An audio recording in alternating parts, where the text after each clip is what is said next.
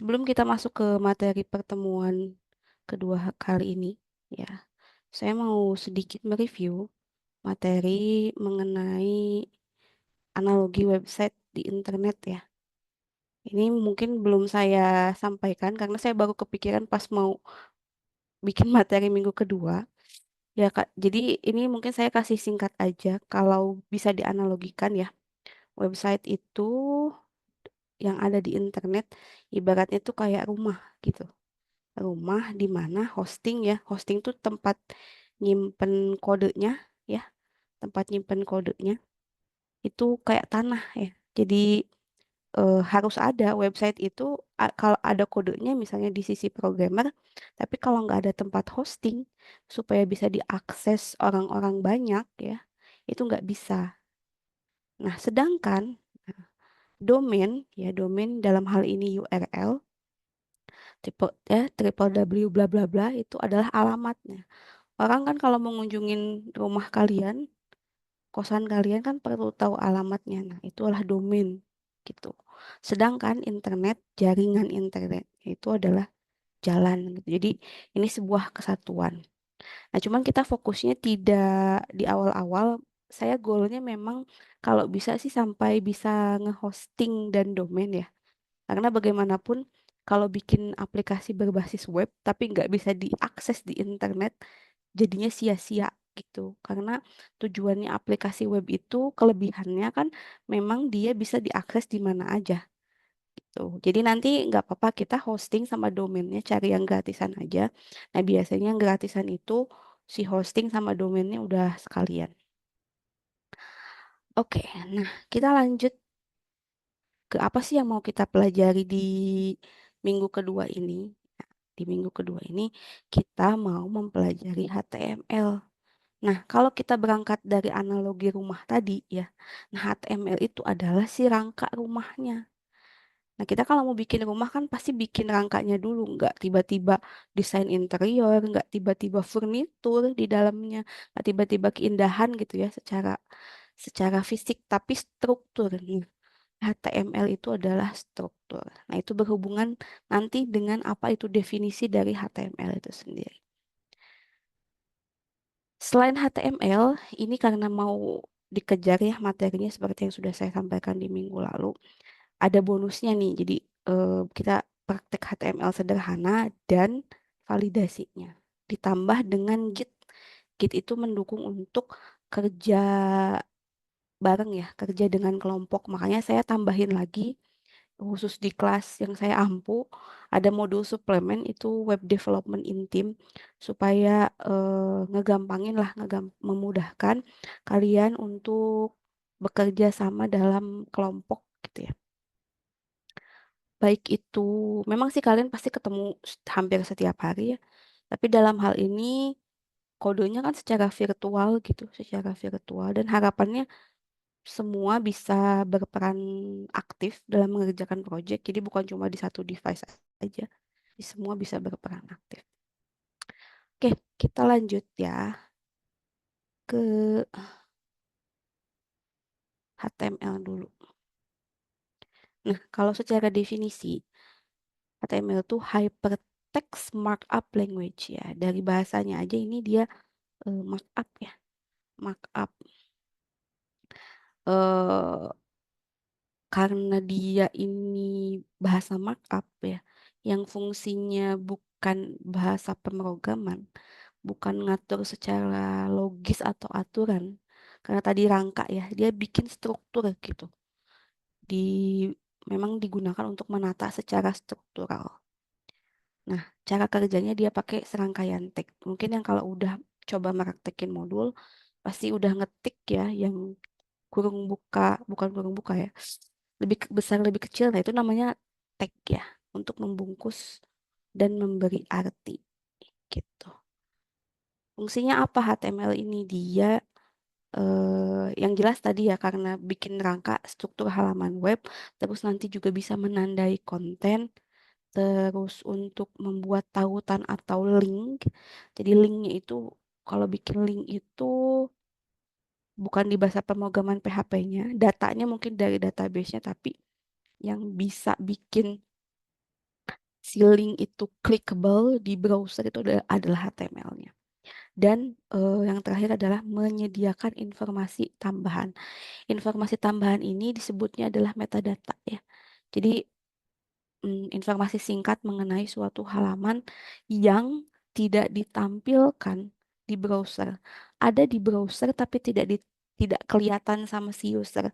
Tapi kalau kita bongkar struktur kodenya atau kita download halaman itu terus kita buka file HTML-nya, itu akan ada informasi gitu, informasi tambahan yang disampaikan ke browser user tapi nggak dilihat langsung. Ya, nah gunanya untuk apa? Ini gunanya nanti untuk search engine. Ya, jadi sistem kerja search engine itu dia akan mengindeks ya, mengindeks konten yang ada di dalam sebuah website yang mana konten itu tidak semuanya ditampilkan ke user, tapi ada yang sifatnya kayak kata kunci gitu, kata kunci gitu. Oke, kita lanjut ke anatomi ya. Tadi tentang tag ya. Nah, berbicara tentang tag, menariknya di HTML ini ada namanya pembuka, ada penutup. Kalau di bahasa pemrograman yang lain, mungkin kalian sebelumnya belajar Python atau VB di desktop gitu ya kan nggak ada ya, adanya cuma mungkin titik koma menutup ending gitu ya, atau kurawal, tanda kurawal sebuah fungsi. Nah, tapi kalau di HTML ini harus ada opening and closing. Nah, setiap tag ini memiliki makna. Ya, kayak misalnya P ini untuk paragraf, terus ada yang mungkin untuk table ya isinya. Banyak ya. Jadi kalau tagnya itu perlu dipelajari, tapi tidak harus dihafal. Kenapa? Karena nggak semua informasi itu harus kita hafal. Ini kan bukan lomba cerdas cermat menghafal tag ya.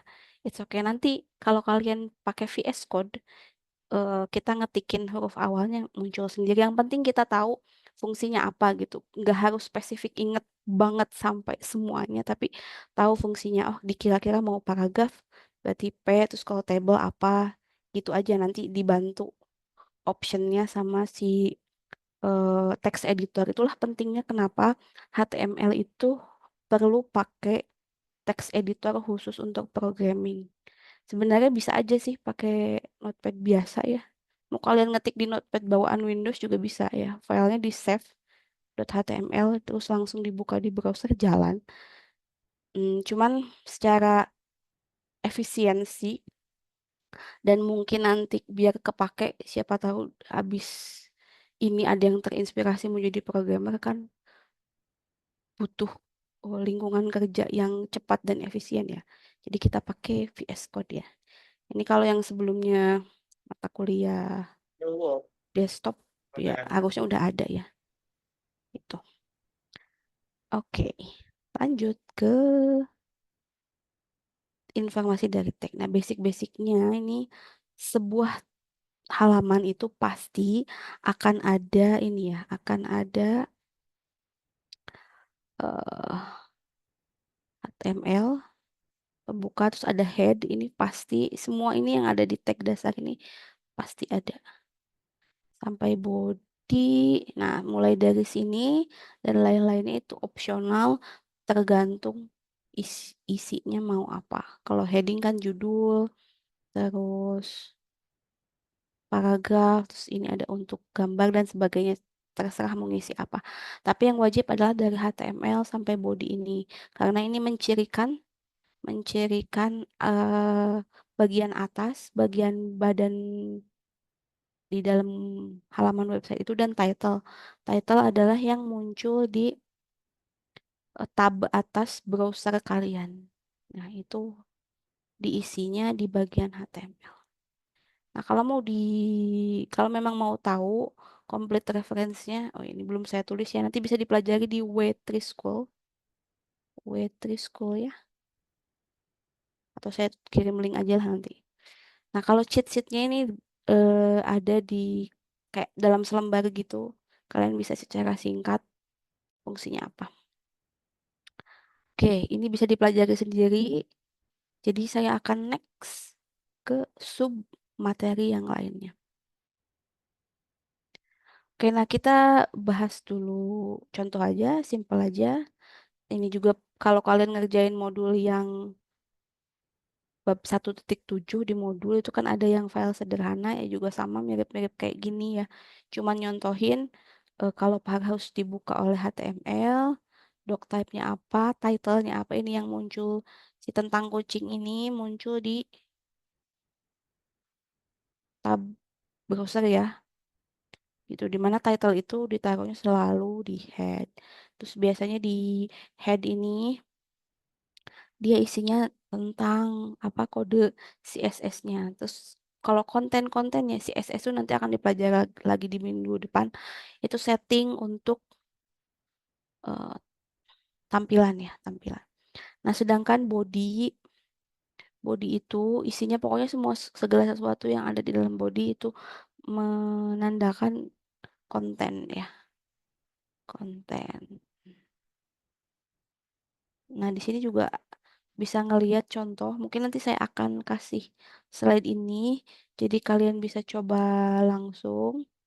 Atau saya kasih kodenya si kucing ini aja untuk bisa melihat perbedaan masing-masing fungsi dari tag. Ada untuk heading, ada untuk teks berbentuk paragraf, ya.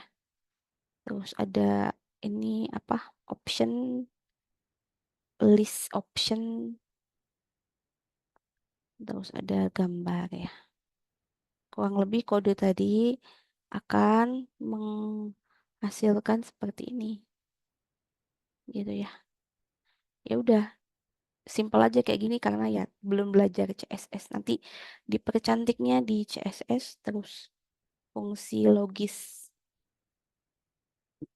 fungsi aksinya itu di JS dan logikanya nanti di PHP. Ya memang kayak gini HTML. Oke, terus nah beberapa tag tambahan yang penting diketahui di pertemuan awal ini adalah tentang form karena kita akan belajar validasi ya. Validasi itu ya nanti dibahas sih. Validasi itu dilakukan di HTML form ya. Nah, sedangkan form itu punya tag sendiri ya. Ini dibuka tutupnya forms ada jenis type-nya. Jadi tagnya sama input cuman subnya, subtag-nya itu harus ada lagi type ya. Jadi ini tagnya, ini parameternya, parameter dari si tagnya apa. Ada banyak jenisnya.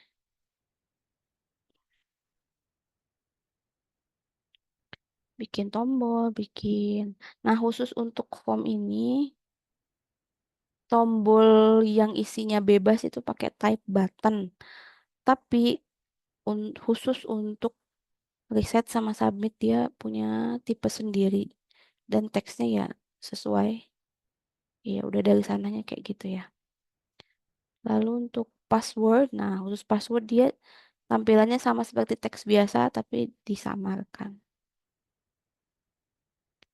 Terus drop down atau combo box, ini sama ada pilihan ya, seperti itu.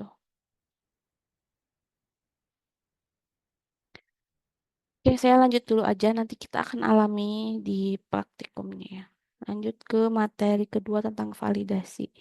Nah, kalau berbicara tentang validasi HTML, ini tadi salah satunya adalah tentang validasi form, tapi ada juga sih validasi yang lain ya. Nah, yang ini yang pertama validasi form dulu. Jadi kalau validasi form itu, ini sebuah proses untuk memastikan data yang dimasukkan valid dan benar ya, sesuai yang diharapkan. Ya, kayak tadi misalnya nama harusnya huruf, nomor telepon harusnya angka gitu kan ya. Password misalnya minimal punya panjang sekian. Nah, di HTML5, nah HTML5 nih, HTML latest version ya, menyediakan beberapa atribut bawaan untuk validasi. Nah, disebutnya si atributnya itu adalah istilahnya adalah require. Kalau require ini berarti harus diisi. Kalau pattern ini ada pola, misalnya tadi yang tentang angka ya. Nomor telepon harus angka. Terus type misalnya, menentukan jenis input. Kalau email berarti harus ada at-nya dan harus ada satu dotnya. Gitu. Date harus formatnya kayak gimana. Nah itu semua sudah disediakan oleh HTML5 untuk dimasukkan si required pattern bla bla bla ini nanti di coding formnya ya di dalam di dalam sini. Nah, semua coding apa tag-tag ini nanti posisinya ada di dalam. Ini kalau kalian udah praktekin modul ada sih saya udah coba juga ya modulnya ada yang formulir. Nah, semua tag ini ada di dalam tag form. Nanti si sifat require dan bla bla bla blanya validasinya itu sifatnya ada di parameter dari setiap inputannya. Karena kenapa kan nggak bisa dipukul rata ya.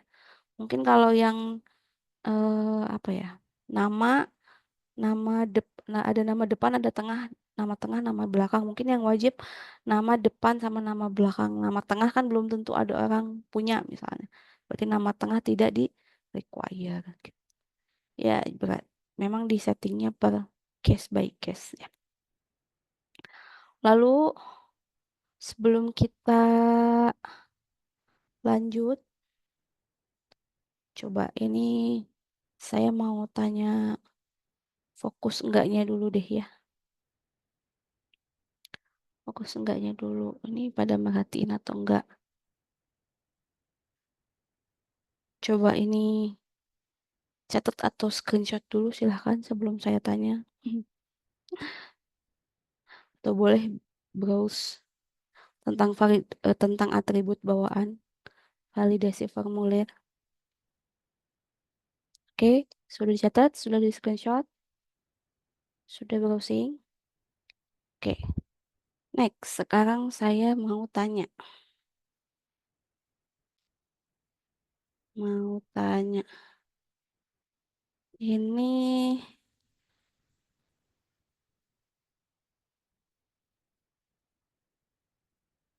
atau mungkin karena ini udah ada codingnya ya.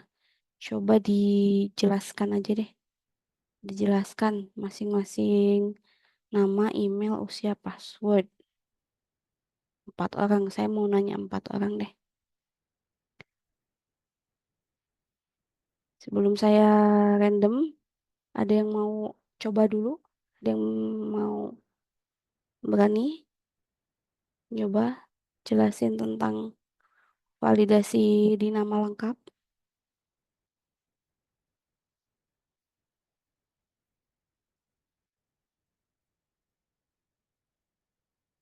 Oke, kalau gitu saya tanya aja ya. Tanya yang tidak menyalakan kamera. Saya tanya ke Rizka. Rizka ada Rizka? Ada, Bu. Mm. Ini menurut Rizka kenapa atributnya di nama itu perlu require Rizka? Gimana, Bu? Di atribut formulir nama kenapa perlu require?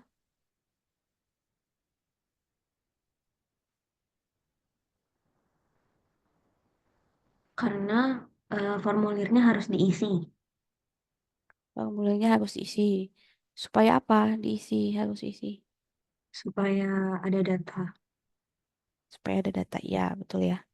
Jadi memang kan kita bikin formulir itu untuk dapat data ya. Oke, terima kasih Rizka. Ya, Bu. Pertanyaan selanjutnya. Oh,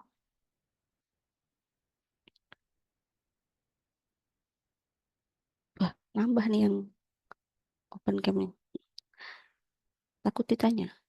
Coba, tapi masih ada yang enggak nyalain. Saya tanya ke laki-laki sekarang ya. Fajar Ramadhandi Hidayat. Fajar Ramadhandi Hidayat ada? Ya. Hmm, Oke, Fajar. Fajar, ini kalau password perlu divalidasi itu kenapa ya, Fajar ya?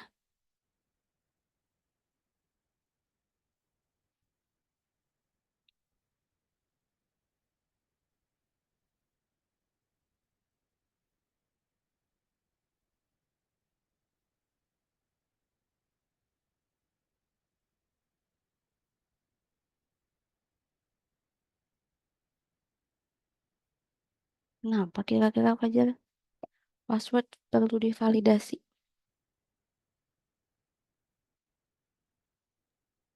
Ini suaranya itu terlihat. Hmm, Ini, suaranya nggak jelas. ya maaf, ini lagi. Dan, jadi karena dilihat dari codingannya di password ini ada minimal lengthnya yaitu 9,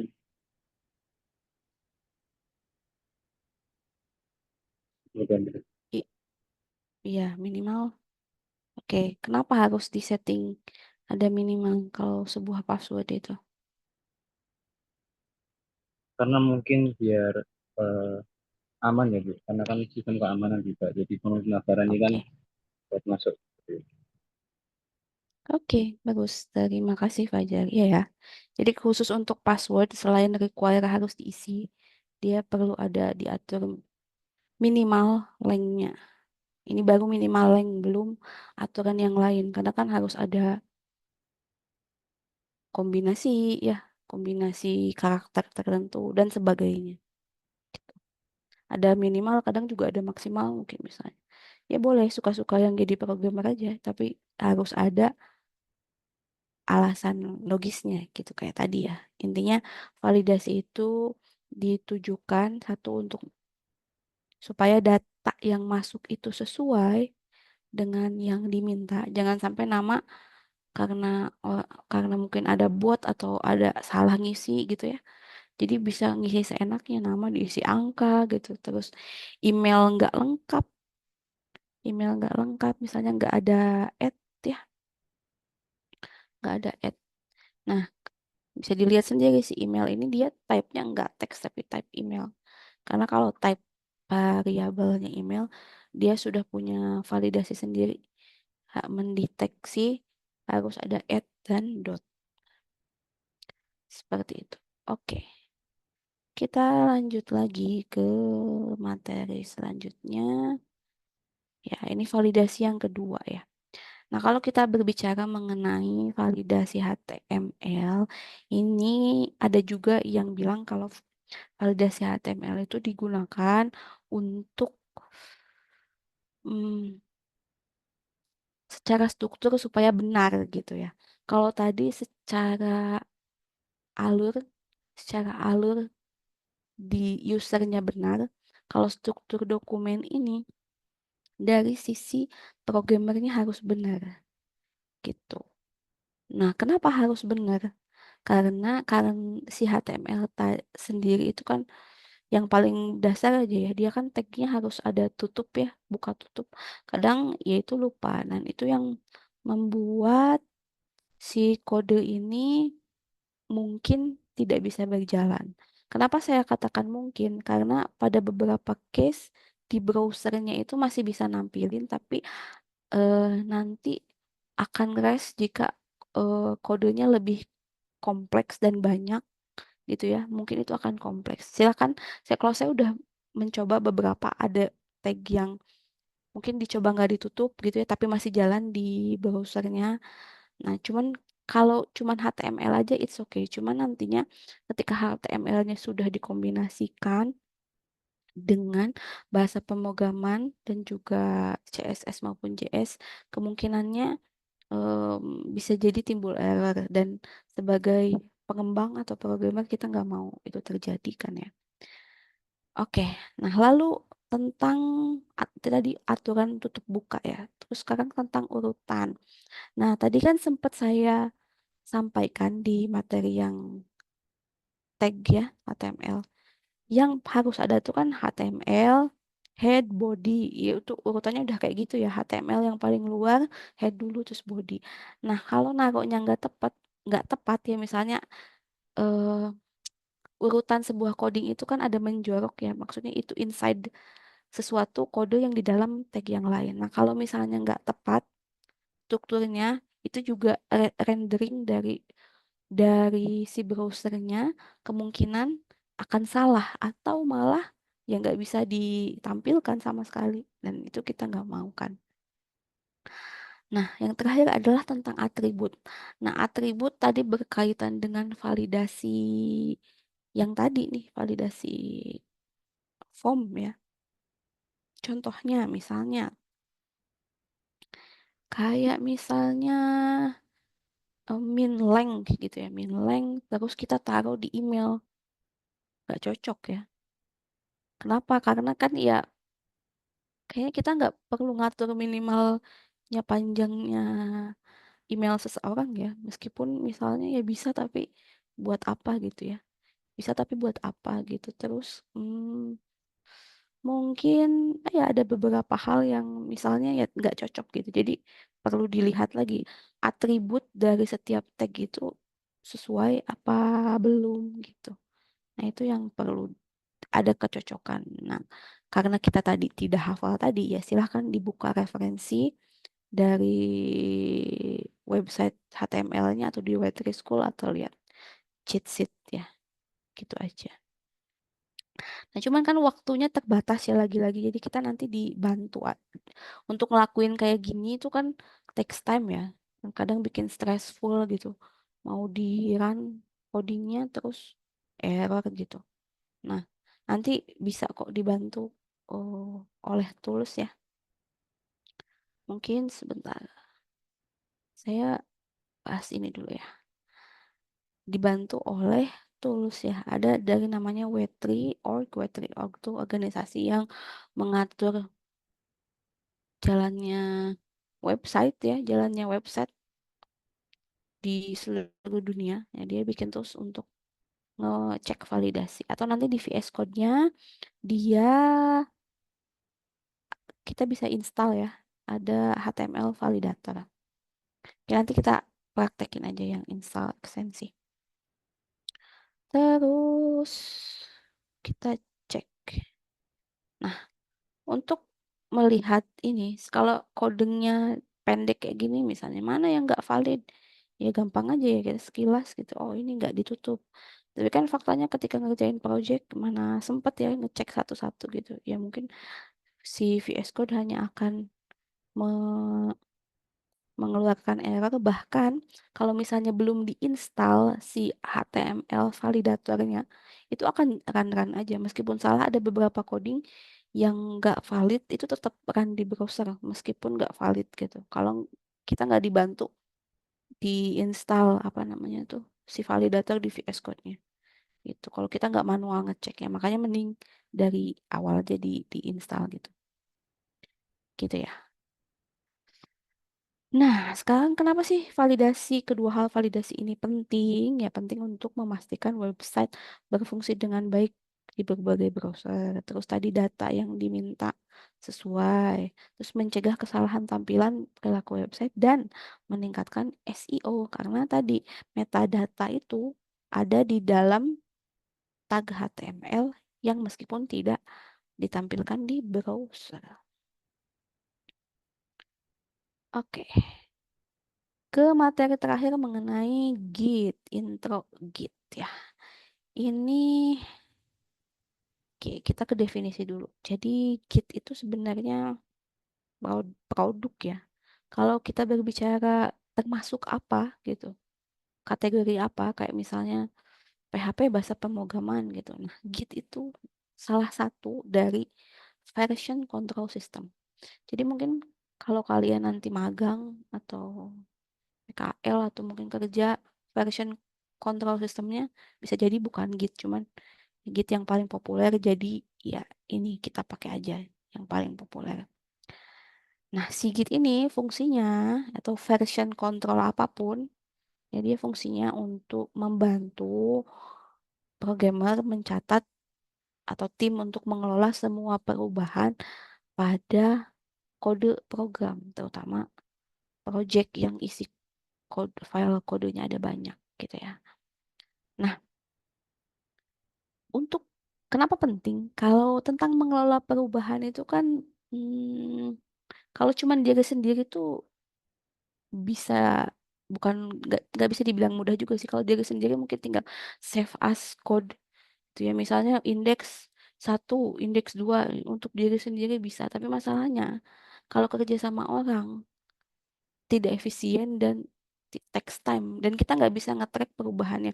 Bahkan Kalau kita misalnya menyimpan dengan nama file yang baru pun, misalnya indeks 1, indeks 2, kita kan nggak tahu ya versi perubahannya di mana. Nah, kalau pakai version control itu bisa dilihat sampai ke baris mana berubahnya, baris mana diubah oleh siapa, dan kapan gitu. Dan kalau misalnya ada amit-amit ada error gitu ya, karena ada suatunya perubahan gak sengaja atau emang kodenya jelek aja gitu, mau back to earliest version, versi yang lebih awal, itu bisa. Jadi si projectnya itu ya udah dibalikin lagi ke versi sebelumnya tanpa kita bingung nyari yang paling baik tuh yang mana gitu ya. Asalkan kita tahu timelinenya gitu, versi yang tanggal segini ya cukup itu aja sih apa namanya patokannya. Seperti itu. Atau kalau simpelnya di Google Docs itu kalian bisa lihat history gitu ya.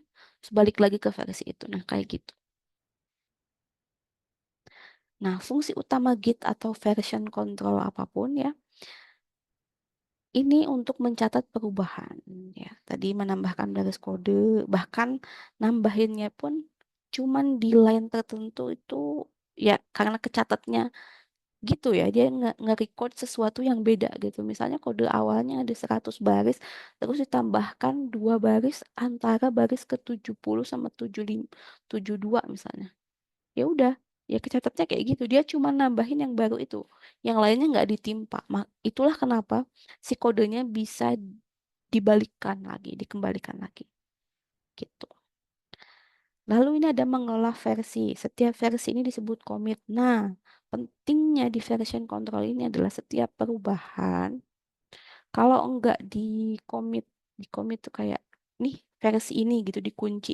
Jadi terus aja apa namanya?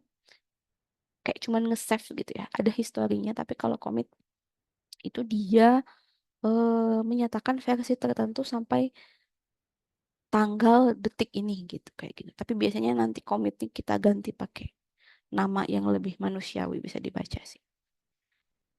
Nah, terus Git ini atau VCS ini dilakukan untuk mempermudah kolaborasi tim ya, supaya bisa kerjain sama-sama tanpa takut terjadi konflik atau kehilangan perubahan ya, terutama di project yang misalnya eh, tanggung jawabnya itu ke masing-masing personal yang berbeda. Misalnya si A bikin fitur satu, si B bikin fitur dua, tapi nanti masing-masing fitur itu harus bisa diakses di halaman beranda.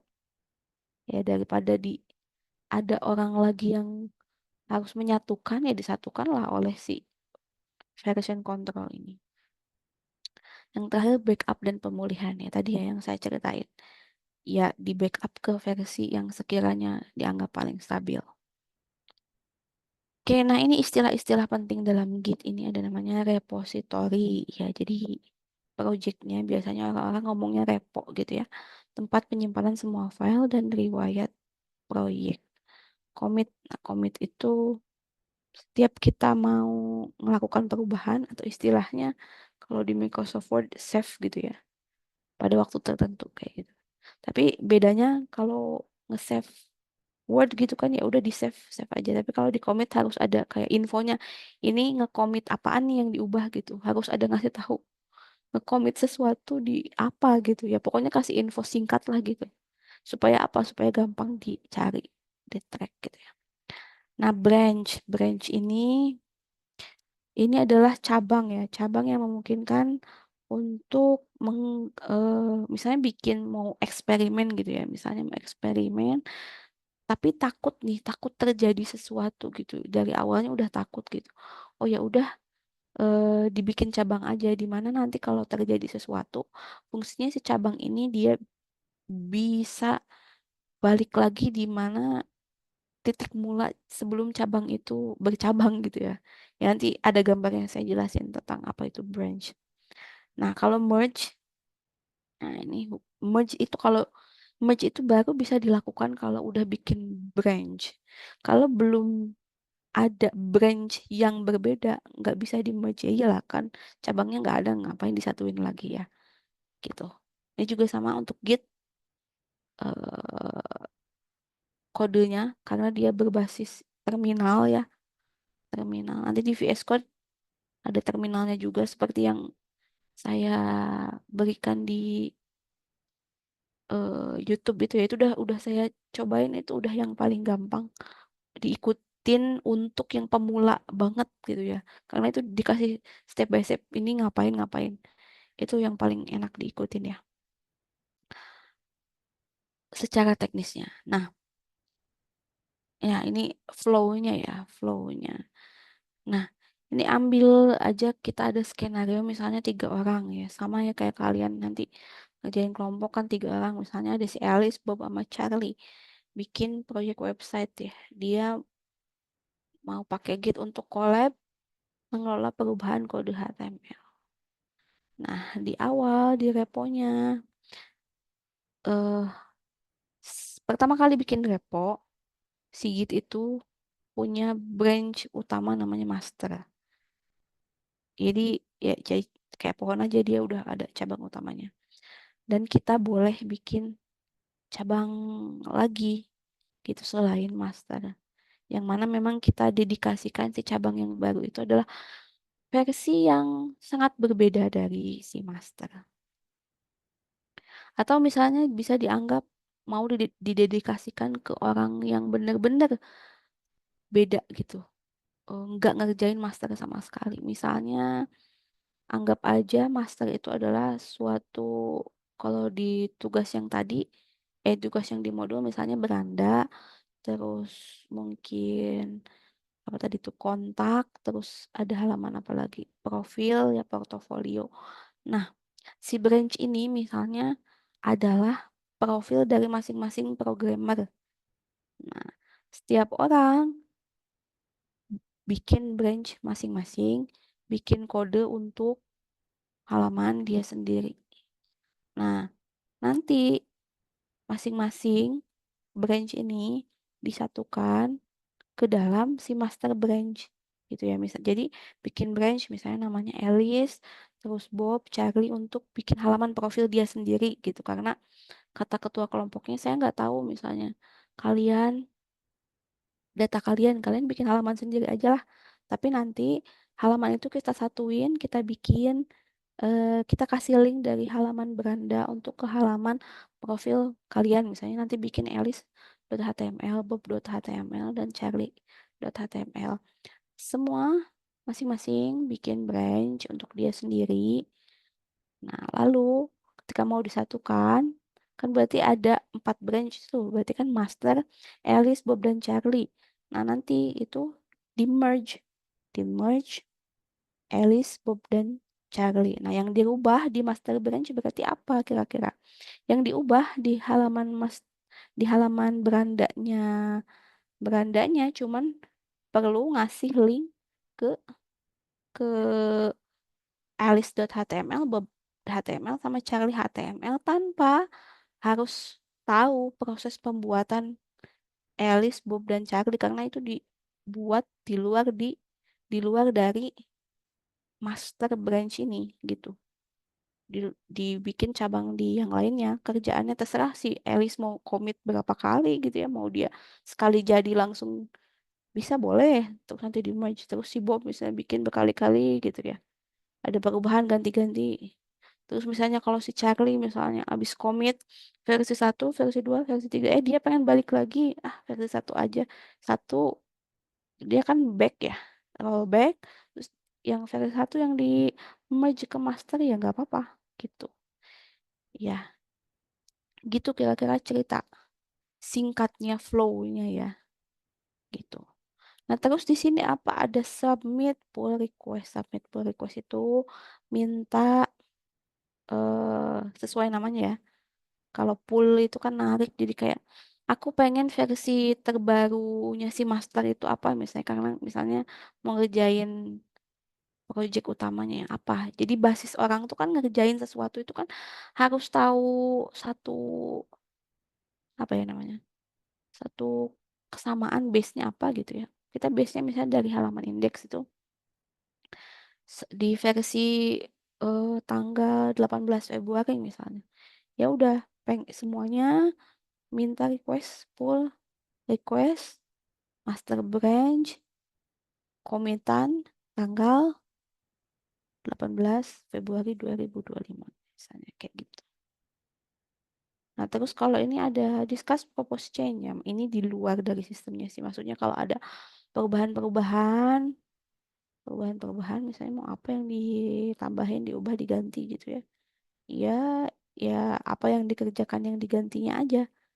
Tapi harus berdasarkan pull request terbaru dari versi project yang dikerjain gitu. Gitu. Jadi ya sebenarnya pentingnya di sini karena ini dibarengin sama mata kuliah MPSI juga ya. Ya sambil nggak coba ngatur aja ya mungkin boleh tunjuk satu orang yang jadi PM-nya atau mau gantian misalnya 2 minggu sekali jadi PM-nya siapa supaya eh kayak bisa nentuin gitu. Ini kita mau ngapain gitu ya. Makanya kan ini di combine dengan mata kuliah MPSI. Oke, ini sekian dulu cerita flow-nya. Ini kayaknya, oh ini ya cerita saya tadi ya, ini dibaca aja deh. Kurang lebih kayak gini ya. Cuman tadi kan saya ceritanya si Elis bikin profil nama dia sendiri, ya masing-masing nama dia sendiri ini sama aja. Intinya setiap personil yang ada ikut di repo, sebuah repo itu boleh berkontribusi dan yang cuman yang membaginya ya tadi ya biasanya yang membaginya adalah orang yang megang clone sorry yang megang reponya. Jadi si repositori utama kalian, misalnya ini si Elis lah anggap ketuanya. Nah, si dibuatnya tuh di akun si Elis yang utama. Si Bob ya sama Charlie itu nanti dia ngeklon, ngeklon apa yang dibuat di versinya si Elis. Ya, nah, anggap nih si Elis kan mengunggah file HTML awal. Berarti yang bikin repo tuh si Alice misalnya. Pokoknya harus ada satu orang, nggak semuanya satu aja. Terus yang lain kayak ngecopy.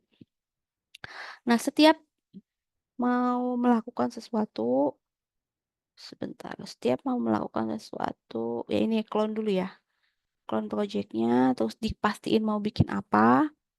Nah, selanjutnya kalau mau ada perubahan apa-apa, apapun oleh siapapun, itu perlu nge-commit. Nge-commit itu ya kayak nge-save atas pekerjaan dirinya sendiri.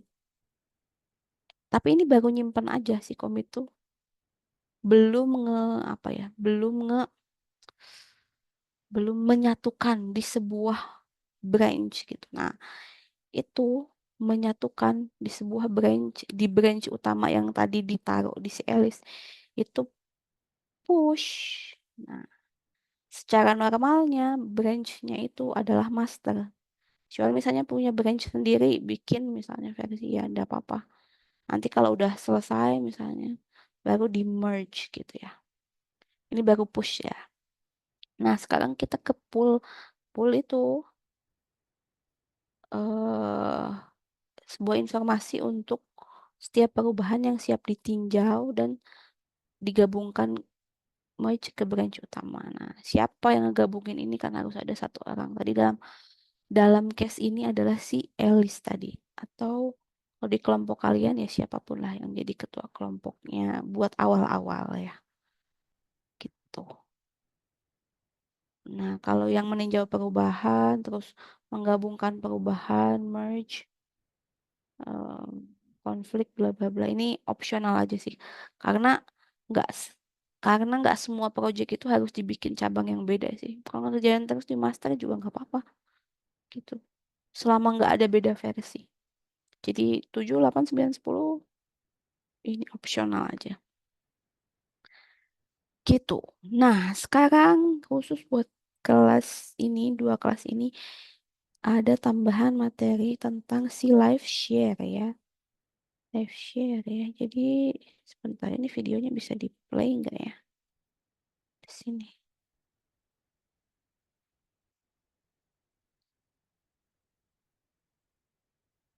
Oh dia ngebuka. Oke, sorry sorry. Ini harusnya saya play di Google Docs. Ya udahlah nggak apa-apa. Nanti kalian nonton sendiri aja karena waktu kita terbatas. Intinya, I'm Sana, and I'm a program itu manager kan. on the Visual Studio Code team. Today, we'll talk about how you can use VS Code to code together, even if you're not physically together. Oke, saya kasih intinya aja ya. Jadi kayak kayak nge-remote gitu, kayak nge-remote tapi eh, bagian VS Code-nya aja gitu. Kayak nge-remote tapi VS Code-nya aja. Tapi nggak apa-apa deh, saya demoin aja, tunjukin aja. In VS Code to code Mana ya? Code, so I can still see my theme, my shortcuts, and my settings. We can work together, but I Sebentar, ini udah ada soundnya nggak? Takutnya nggak ada soundnya.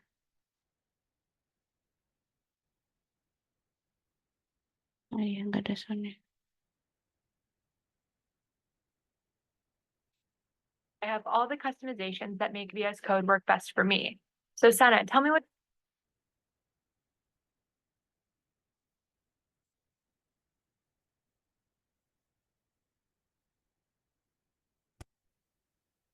going on with your code. Oke, kedengaran? Udah ke-share ininya? Soundnya? Sudah, Bu. Sudah, Bu. Iya. Jadi ini tuh kayak screen sharing, tapi bisa digerakin sama orang yang lihatnya gitu. Jadi kayak bisa bener-bener kayak kerja kelompok meskipun kalian dalam tempat yang berbeda gitu. Tapi yang bisa dikontrol itu ya cuma si VS Code aja, nggak device kalian yang lain gitu. Ya, intinya gitu aja sih buat memudahkan dan itu ada di VS Code. Jadi tidak ada alasan lagi misalnya nanti kerja kelompok Bu karena saya ada di mana entah berada gitu di mana gitu. Tetap harus kerja kelompok ya semua berkontribusi gitu ya. Oke, itu bisa dicoba sendiri aja. Kita lanjut lagi ke materinya yang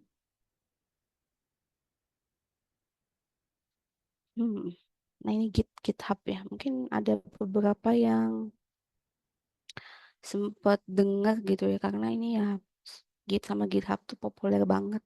Saya kan di modul yang suplemen itu nyuruh bikin akun ya. Akun apa? Akun GitHub. Tapi installnya install apa? Install Git. Nah kalau ada yang bingung ini apa sih maksudnya? Jadi si Git itu si platformnya ya, si platform yang diinstal secara lokal di dalam laptop kalian gitu mencatat perubahan. Nah si GitHub itu layanan. Jadi Git itu boleh nggak harus pakai GitHub ya. Jadi tadi kan kita bicara version control tidak harus selalu Git. Nah, sekarang kita pakai Git. Tapi Git itu tidak selalu harus pakai GitHub ya. Boleh pakai yang lain. Cuman yang populer adalah GitHub. Jadi kita pilih yang populer di antara yang ada aja lah gitu ya. Gitu. Nah, kalian bikin akun GitHub gunanya buat apa? Buat nyimpen codingan kalian ya. Si repo itu project kalian. Dan ini berbasis cloud, jadi tidak ada drama-drama lagi. Misalnya menjelang UAS, Bu, hilang kodenya. Ya, kenapa ngerjainnya di lokal kan? Diajarinnya dari awal, sekarang ngerjainnya berbasis cloud. Udah dikerjain, kerjain, commit gitu ya. Terus di-review sama-sama di push pull gitu. Gitu. Belajarnya gitu prinsipnya gitu sekarang. Kan kita sudah berbasis web dan project based learning sambil mempraktekkan MPSI. Terus ya si pakai GitHub ini dia bisa ngelihat ada web interface gitu. Karena kan kalau pakai Git aja, sebenarnya apakah pakai Git aja tanpa punya GitHub boleh? Bisa, bukan boleh dan bisa, tapi nggak gampang. Kenapa? Karena harus nyari hosting lagi, terus untuk ngelihat perubahannya itu harus berbasis terminal lagi ya. Ya intinya nyusahin gitu ya. Ini kalau pakai GitHub bisa dilihat historinya di web ya gitu. Terus ya beda gitu. Singkatnya adalah si Git itu software, GitHub itu layanan ya. Terus ini saya masukin apa lagi? Nah, ini yang penting. penting dicoba nih. Ini apa yang saya tuliskan di modul tambahan itu sebenarnya adalah versi singkatnya dari si tutorial ini. Ya, ini saya belum masuk ke modul HTML-nya ya. Nanti modul HTML-nya saya sambil mau nanya sih kesulitannya apa, bisa atau enggaknya. Sebentar, saya mau nyari modul Superman. Nah, ini ya modul yang tentang Git. Di kemarin yang saya chat info ke PJ-nya kan pokoknya kalau ngikutin yang terminal susah, ikutin aja yang dari tutorial version control ya. Ada nggak link videonya di sini? Nah ini ya, ini Git for Absolute Beginner. Nah, semua langkah yang saya screenshotin di version control itu adalah ya percobaan dari ngikutin tutorial itu udah paling gampang soalnya udah karena nginstal extension kan pertama nginstal extension jadi nanti buka terminalnya nggak perlu lagi di command prompt ya udah ini pokoknya diikutin aja yang tutorial itu udah pasti berhasil lah bahkan kalau belum punya project pun belum tapi harus sudah punya GitHub ya belum punya project di GitHub-nya itu udah bisa clone project contoh ini kita buka ya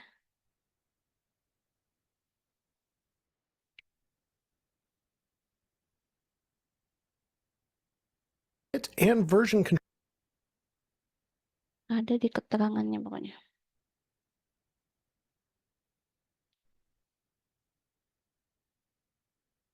oke maaf ya koneksi saya kayaknya ini lambat sekali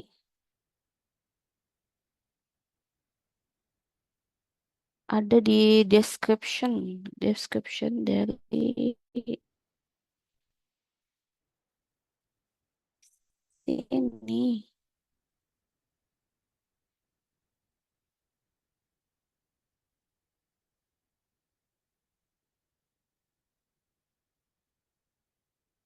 nah ini cara ngeklonnya kalau misalnya kurang detail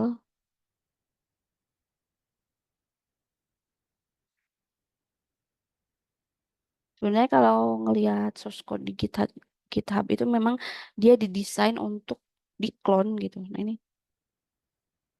link URL-nya ya ini tapi secara super duper manual nge-copy ya tinggal download aja ini zip gitu terus taruh di laptop kalian tapi karena udah belajar Git nggak pakai cara gitu ya caranya ngeklon kalau udah belajar Git tidak di download tapi di klon oke itu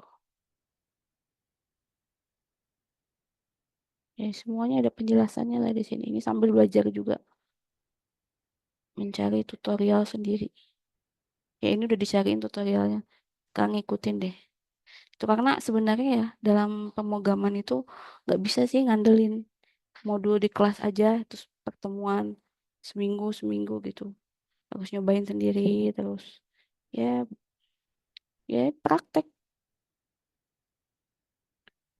gitu oke terus oke kita tinggalkan dulu ini kita ke yang pentingnya adalah modul HTML kemarin yang saya sampaikan adalah mengerjakan modul bikin HTML sederhana dulu ya iya saya asumsinya kalau bikin HTML aja udah bisa lihat tutorial ya tapi nggak apa-apa ini saya demoin aja jadi kalau mau bikin ini ya tinggal create new file aja terus type ketik jenisnya kan ketik jenisnya apa terus nanti kalian cari folder taruh dimanapun itu terus di save dengan extension .html gitu ya nanti akan membuka halaman kosong yang kalau ngetikin tagnya ya nanti udah kayak gini ya gitu. Terus cara ngarannya di mana? Sebenarnya nggak pakai VS Code seperti yang tadi saya bilang itu bisa aja, ya, ya langsung aja HTML itu nggak perlu exam, nggak harus exam. Jadi kayak cuman langsung dibuka filenya itu ya udah kebuka di browser gitu. Cuman karena nanti kita nggak cuma berhubungan dengan HTML, ya, jadi nanti kita akan ngeran di sini bisa di kalau di pinggirnya muncul ini, kalau ini pinggirnya itu harus ada settingan apa ya? Sebentar, menu bar apa? Oh sidebar ya. Nah kalau mau munculin ini yang primary sidebar, tapi intinya bisa diakses dari start debugging atau run without debugging. Dua-duanya sama akan ngebuka browser, cuman proses yang debugging itu kan kayak dia ngeran setiap code-nya di sini. Tapi karena masih HTML dua-duanya sama aja.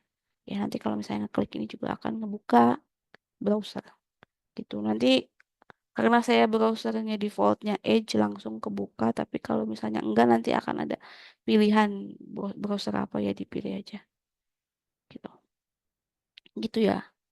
Ya, ini masih gampang pokoknya kalau HTML. Salin aja apa yang di modul di save.html, diklik langsung buka browser atau di run di sini. Nah, ini kan masih karena udah di run ya kita di ini dulu ya. Di stop dulu supaya ada tombol ini lagi di sini. Pilihannya gini atau shortcutnya F5 ya di VS Code-nya. Gitu. Itu yang penting tentang HTML. Terus kita buka lagi modulnya.